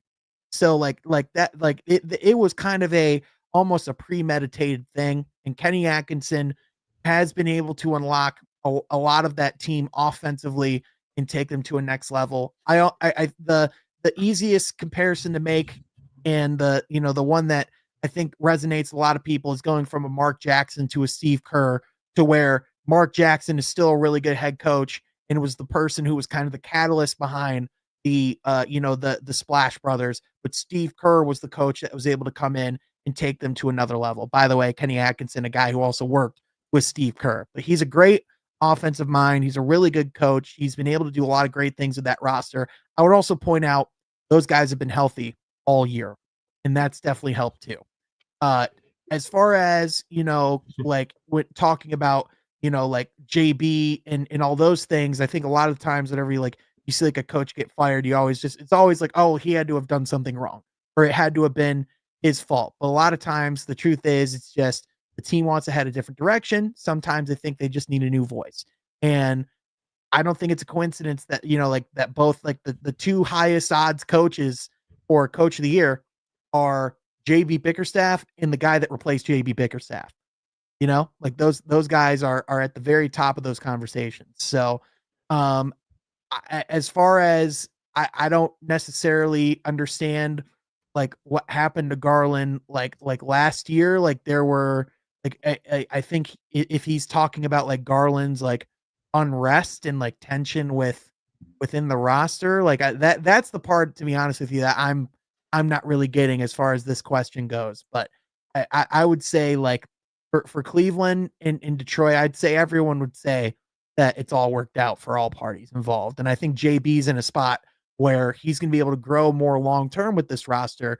And I think something that people don't necessarily recognize, Detroit was the first ever job that JB was the head coach outright from the beginning. Every other spot, he was an assistant, elevated to interim, and then got the interim tag removed. So for him to actually come in, be selected, for him individually to be the guy from the beginning, I think you're only going to see benefits from that. And he's been loved in Detroit. This is a kind of like a 3-part question, so I'll do my best to kind of give my spin on it. So why was JB fired from Cleveland? I think Sean kind of just hit this topic like out the park, but I think my understanding was what you said: new voice.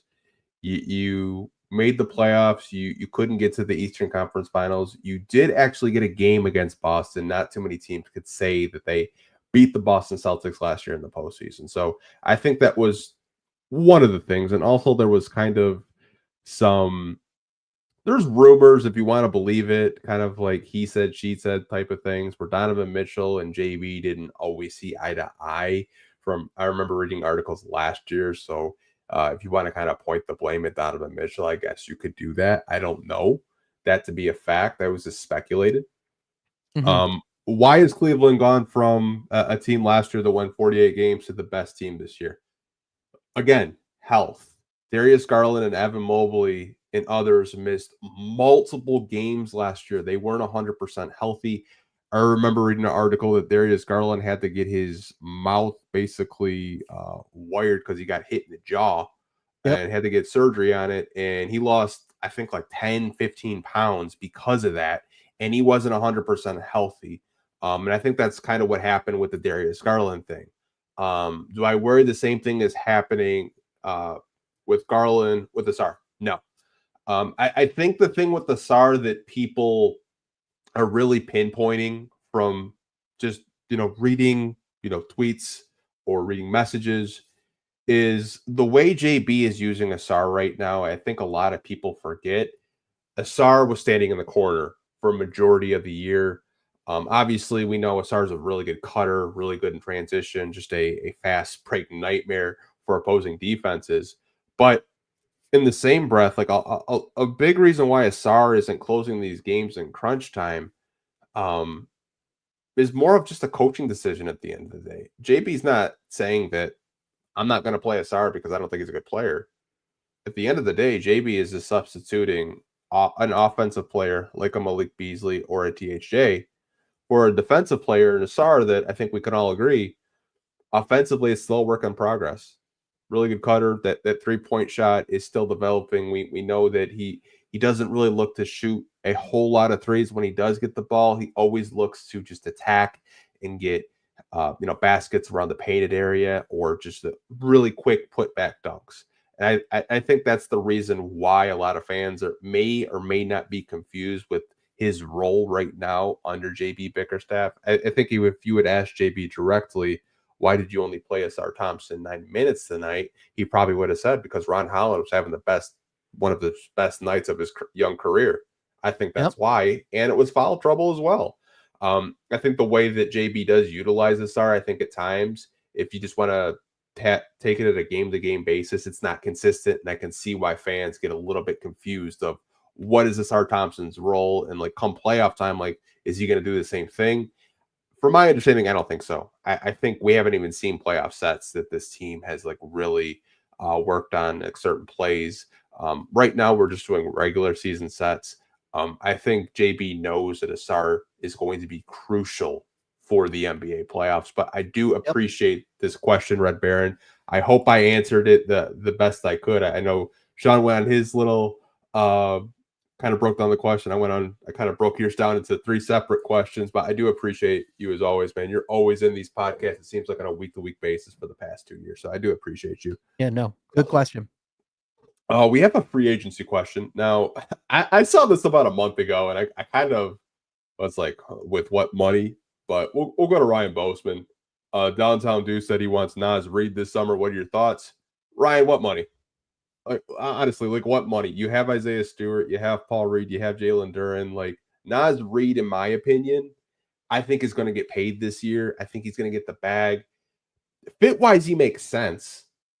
But he fits on all 30 teams in the league. Literally, like I wanted Naz Reid like pre-draft evaluations, like the Sekou draft. I wanted Naz Reid, obviously, but I just don't see where you're going to get the money from. Like, who are you trading to open up cap space to get a Naz Reid? I just don't think it's a realistic option for the Pistons right now. Yeah, just to put into perspective of because like you said, how much money he's looking to get paid this offseason, and he's declining a $15 million player option.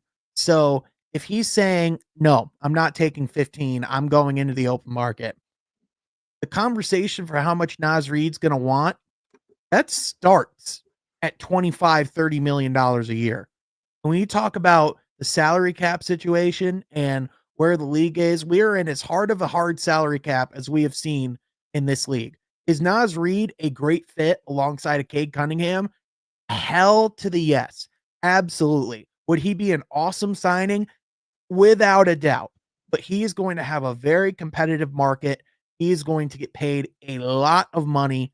And when you talk about the amount of players that the Pistons are going to have to pay, I don't necessarily think it fully matches the timeline. I don't think necessarily fully matches, just like where they're at salary cap wise. And you would have to make some very difficult decisions. You'd probably, if you brought in Naz Reid, not probably, you'd almost certainly have to part with either Jalen Duren or Isaiah Stewart. And I don't really know if you want to part with either right now. I also think if I'm Naz Reid and I look at the Pistons roster and I look at Isaiah Stewart, I'm like, why would I want to come to Detroit when they have a player that can also shoot threes, can also protect the rim? I will say Naz Reid's handles are a lot better than Isaiah Stewart. It's not to say that, Beef Stew can't get better. Stewart handling. And Reid's a more high volume 3-point shooter at his efficiency. Like you said, with Stewart, it's like he doesn't always do it, but he can hit threes. But like you said, it's like there's some redundancy there for sure. If I were a betting man, let's just take all the suspense out of it. Naz Reid, welcome to the Los Angeles Lakers. Like that is the guy the Lakers try to go get and put alongside of Luka. Again, with that situation, what money as well? They're gonna have to figure that out. But that is going to be one of the most competitive free agency markets in the league this offseason, because he could literally fit anywhere. Yeah, he goes to the Lakers and then he forgets how to play. It's kind of like what happens in free agency. Yeah, like all these Lakers fans are like, where was this Malik Beasley when he was in Los Angeles? Yeah, they were crashing out over Kobe White last night. He went berserk. The Bulls beat the Lakers. They're like, what? This happened? Yeah, Mataz Buzelis turned into like Kevin Durant, but as a rookie somehow. Yeah, if I had to guess, like Nas, like one team I think that would make so much sense from a culture standpoint is the Boston Celtics. I feel like if the Boston Celtics, whatever happens with them, they got a new owner. Who knows what that's gonna do with them? Because we see what new owners can do when they get the teams. Knock on wood, Matt Ishbia. Yeah, You but never hey, really know. Like for maybe he doesn't Boston want right to. now, they have the most expensive payroll in league history next year. Yeah, like what are you gonna do there if they don't win another championship? Like Mm-hmm. you gotta kind of have conversations. Maybe you look to make some trades. I feel like Nas in Boston makes so much sense, but Yeah. there's like you said, there's so many teams that he fits with.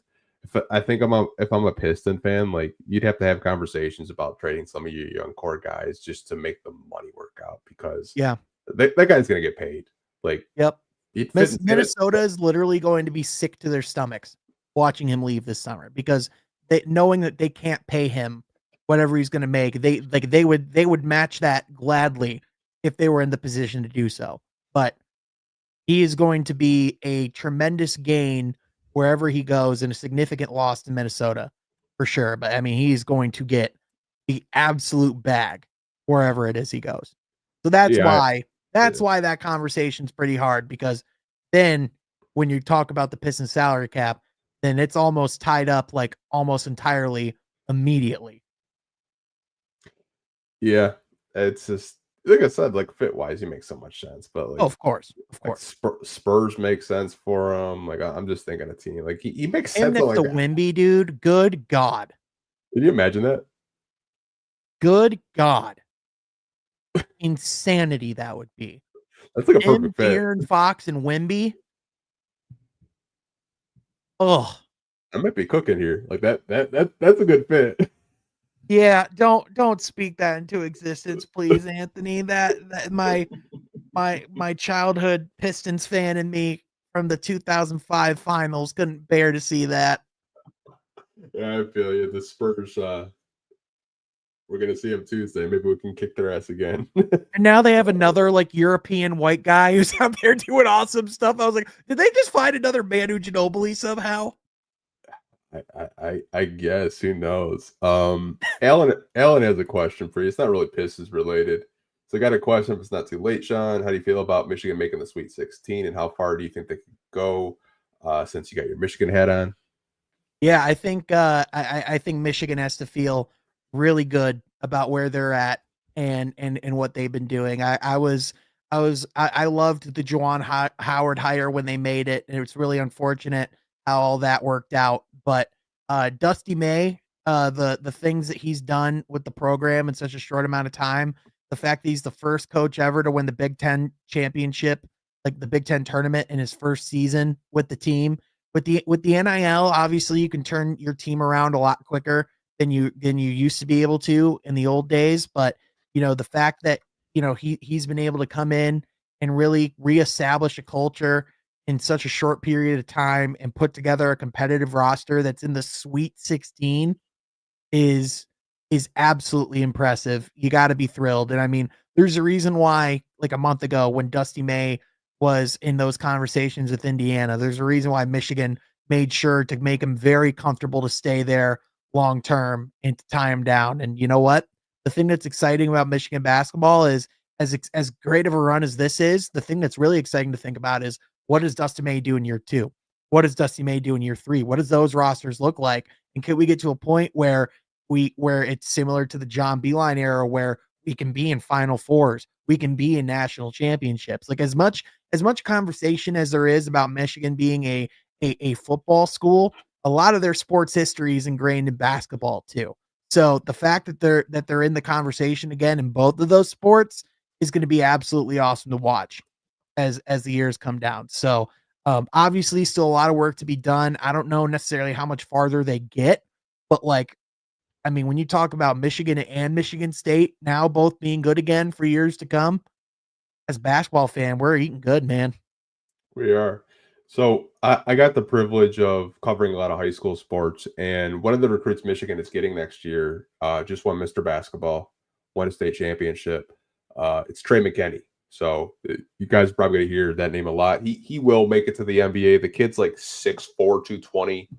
He's not even 18 yet. Like, the kid just has a game where it reminds you so much of like a DeMar DeRozan, just a mid-range, could pass a little bit. Like, they're getting a very high recruit that was offered by basically every college in the country, and he decided to stay home and go the U of M. So Dusty May's going to get a really high recruit and a guy that he's probably going to build his team around in a Trey McKinney. But like, I would be lying to you if I thought that Michigan was going to kind of have this run and go on a Sweet 16 run.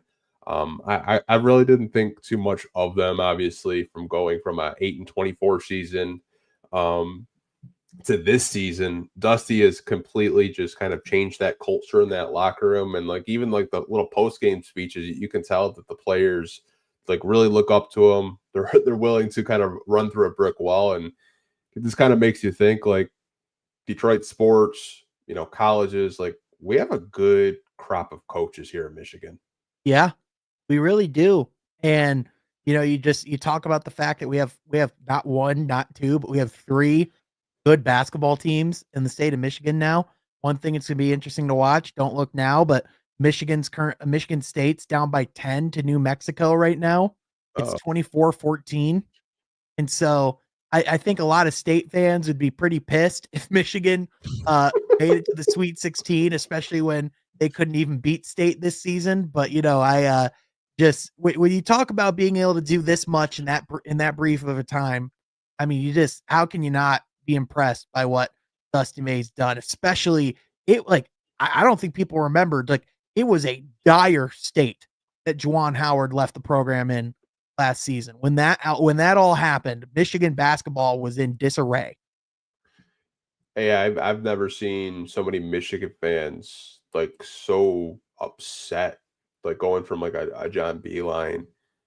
Funny enough, he like left Michigan to go work for the Detroit Pistons, and then he's just kind of chilling now, doing like college basketball game day to Juwan Howard to Dusty May. So it's kind of been just like a full circle moment for Michigan fans. I would say, like, Michigan basketball fans. But yeah, if the state loses, I already know Michigan fans are just going to be talking so much shit. And listen, I'll just say I'll just say this, like, I'm not the type, like, to me, the rivalry of Michigan State, I do not take it nearly as seriously as some people do, where it's like their entire lives and what they build their entire accounts, around.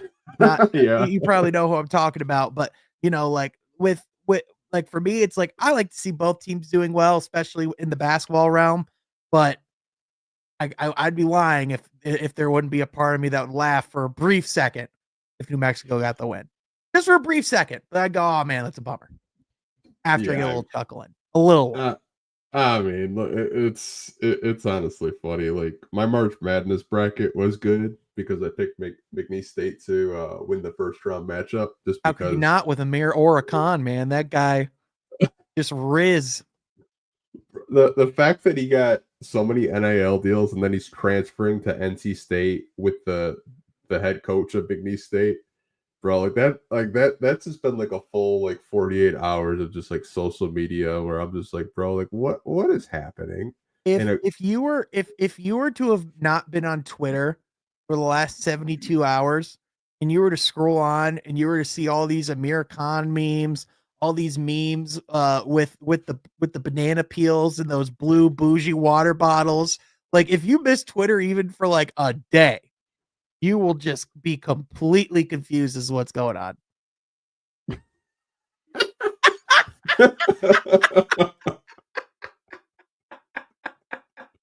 Oh, let me get my AirPods on. Let me start running in a parking lot.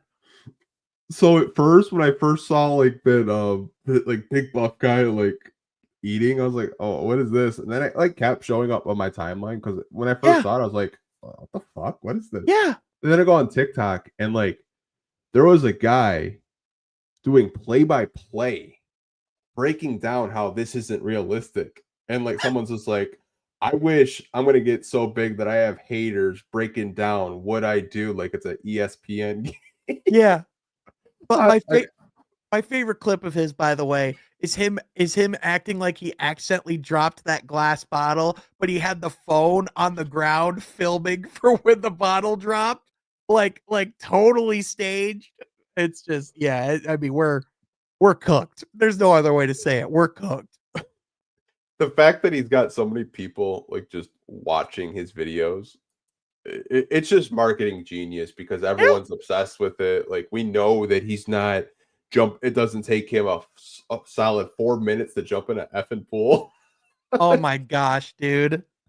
That I didn't even realize that when I first watched the video, but now that's just that is, oh my gosh, that detail is so hilarious. Oh man, I do want to wrap this podcast up, but I feel like every time I have you on, we're almost on for 2 hours, but it's always a good time, good Without conversation. fail, we always go a lot long. We're like, I remember before you're like, this should be a pretty short one. I was like, no, we don't do short podcasts when we do it together. That's not how this goes. I'm not complaining because it's a lot of fun. Yeah, honestly, it's so much fun. I always have a riot when you do come on, but I want to give you the floor to plug and promote your Twitter, your YouTube channel, whatever you may be working on in the future for people that are watching live right now. I appreciate you, man. If you haven't already, you can follow me on Twitter at Sean Halfcourt, where there's a lot of like game day coverage, live updates. Whenever I am able to go to games and am able to ask questions and throw that content out there, that's the main place that will be. But you can also go to the podcast at, from Half Court on YouTube as the season winds down and as the playoffs come up. Obviously, there will be more and more content there. Going to be trying to continue to get more guests as the season goes on. Obviously, I have a lot of Pistons beat writers and people that I get to talk to, hoping to get our guy Mike Curtis on at some point this summer and hear about everything that's going on in Dallas right now. That I imagine that's going to be a difficult podcast to nail down, but I mean, I hope that will be happening. But yeah, man, thanks again for having me on. Always enjoy chopping it up with you, and I'm sure this will not be the last time this season. No, not at all. Like I was watching your previous podcast with like Leggy, who I was like, yo, like look at like honestly, I'm watching it. I was like, yo, like Leggy's like a ball knower. Like shout out to him. Like he's a really good dude. He is a solid content creator.